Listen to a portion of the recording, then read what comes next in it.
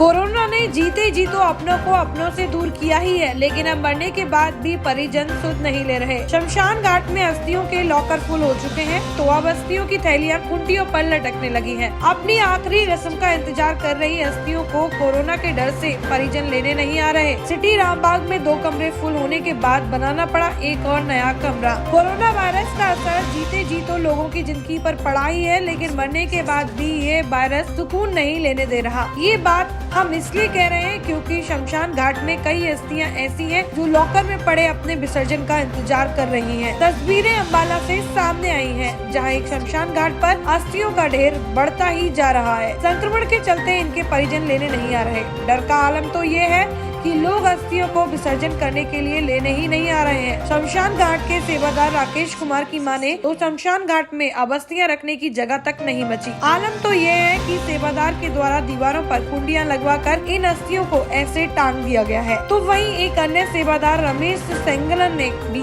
इससे जुड़ी और कई जानकारियाँ दी। उनकी माने तो लॉकडाउन और कोरोना के चलते अस्थियों के विसर्जन को लेकर ये परेशानी आ रही है। कोरोना के चलते प्रदेश में मौतों का आंकड़ा भी बढ़ता जा रहा है। ऐसे में शवों का अंतिम संस्कार करना एक चुनौती तो हुई है, लेकिन उससे भी बड़ी चुनौती अस्थियों की बनती जा रही है। ये तो सिर्फ एक शमशान घाट का हाल है, जरा सोचिए कि प्रदेश के अन्य शमशान घाटों का क्या हाल होगा। अंबाला सिटी के रामबाग की संचालन संस्था खत्री सभा का प्रचार मंत्री प्रमोद मल्होत्रा ने बताया कि एक बार फोन करने पर भी लोग अस्थियां लेने नहीं आ रहे। हमारे यहाँ पर 2 कमरे फुल हो चुके हैं, एक नया कमरा बनाना पड़ रहा है, जिसका निर्माण शुरू कर दिया गया है। क्या नाम है आपका और अस्थियों के लिए क्या प्रबंध किए गए हैं?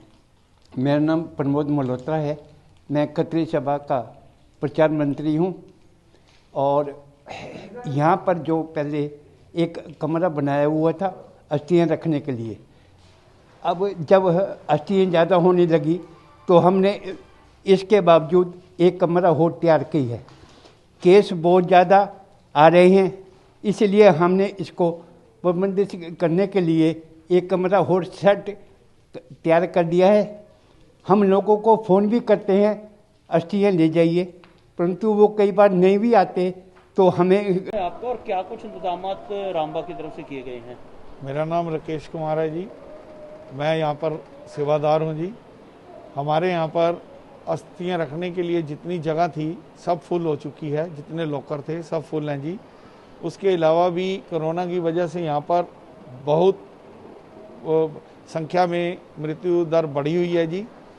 जो फूल उठवाते हैं उनके हमने अब दीवारों पर कुंडियाँ लगवा के दीवारों पर टंगवाए हैं और लोगों से अपील करते हैं कि आप प्लीज़ अपने फूल ले जाएं, क्योंकि उत्तराखंड सरकार द्वारा कोई भी रोक टोक नहीं है।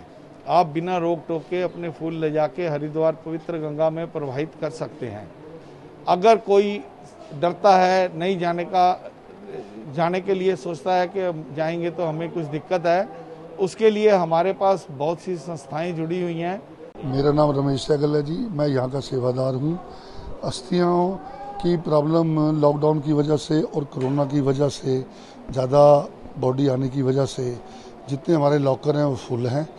फुल होने के बावजूद कुछ हमने वहाँ प्रबंध किया हुआ है कि अपने टांग देंगे फूल, और जब भी जिसको मौका मिलता है, अगर साधन मिलता है या उसको मौका मिलता है हरिद्वार जाने का या रास्ता मिलता है तो वो ले जाते हैं। बाकी हमारे जो लॉकर हैं इस टाइम तक तो सारे फुल हैं। जिस तरीके से लॉकडाउन है, क्या संस्था कुछ लिख के भी देती है ताकि रास्ते में दिक्कत ना हो? हाँ बिल्कुल, संस्था लिख के देती है जी। जिस व्यक्ति ने अपने परिवार के सदस्य के फूल ले जाने हैं वो हमारे पास आए, हमारे नंबर लिखे हुए हैं, हम उनको अपने लेटर पैड पे लिख के दे देते हैं भी रास्ते में कोई उसको परेशानी